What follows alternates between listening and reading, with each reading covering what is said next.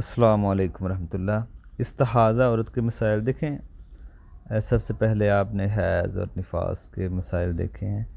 استحاضہ کے مسائل بھی سمجھ لیں، 3 طرح کے مسائل ہوتے ہیں عورتوں کے ساتھ جڑے ہوئے خون کو لے کے۔ ایک حیض کا خون ہوتا ہے، نفاس کا ہوتا ہے، استحاضہ کا ہوتا ہے۔ تینوں کو مسائل کا پتہ ہونا چاہیے۔ شرمگاہ سے جو خون نکلتا ہے 3 طرح کا ہوتا ہے، 3 شکل ہوتی ہے۔ حیض کا خون جو 7 دن، 8 دن، 9، 10، 11 دن آتا ہے عورت کو ہر مہینے۔ اسی طرح نفاس کا خون بچے کی ولادت پیدائش کے بعد 40 دن یا اوپر نیچے ہو سکتا ہے، اس کی مدت 40 دن ہے۔ استحاضہ کا ایک خون ہوتا ہے۔ حیض کا خون گاڑھا ہوتا ہے، استحاضہ پتلا پیلا ہوتا ہے، اور نفاس بچے کی پیدائش کے بعد جو حیض کا بچے کی پیدائش کے بعد جو ہوتا ہے۔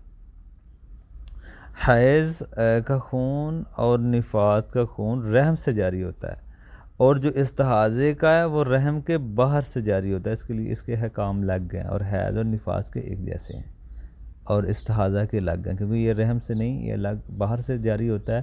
اور جو نفاس کا خون اور حیض کا خون یہ رحم سے جاری ہوتا ہے۔ اس کے احکام اس کے آپ دیکھیں گے تھوڑے سملر ہیں، ملتے جلتے ہیں۔ اسی لیے احکام بھی ان کے الگ الگ ہیں دونوں کے، ٹھیک ہے نا۔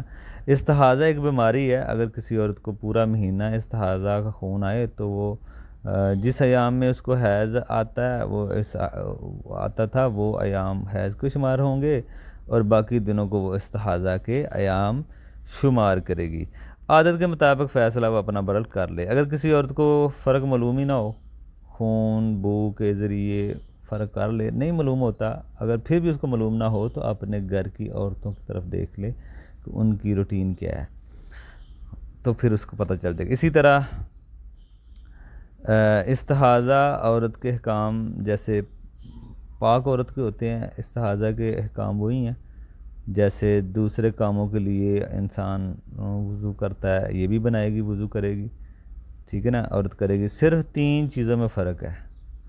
یہ فرق 3 چیزوں میں کیا ہے استحاضہ کا؟ وہ ہر نماز کے لیے استحاضہ وضو کرے۔ غسل فرض ضروری نہیں ہے، کر لے اچھی بات ہے۔ ہر نماز کے لیے وضو کرے استحاضہ، یہ نہیں کہ ایک وضو سے 2 نمازیں پڑھے، نہیں، ہر نماز کے لیے استحاضہ وضو کرے۔ اگلی نماز کے لیے پھر اس کو دوبارہ وضو کرنا پڑے گا استحاضہ عورت کا۔ اسی طرح شرمگاہ پر کوئی کپڑا رکھ لے تو یہ صفائی کر لے، یہ اچھی بات ہے عورت ہے۔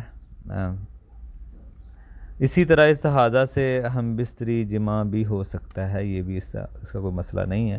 اور استحاضہ کے بارے میں یہ بھی آتا ہے کہ وہ 2 نمازیں اکٹھی بھی پڑھ سکتی ہیں، اس طرح کر لے، یعنی کہ ظہر کے ایک وضو سے 2 نمازیں اس طرح، یعنی کہ وہ ظہر کو آخری وقت پہ کر لے اور عصر کو پہلے وقت پہ کر لے۔ یہ بھی بل اس کے لیے آپشن ہے 2 نمازوں کو جمع کرنے کا، وہ بھی عورتیں معلوم کر سکتی ہیں، ان کے لیے مستثنیٰ ایک شکل ہے۔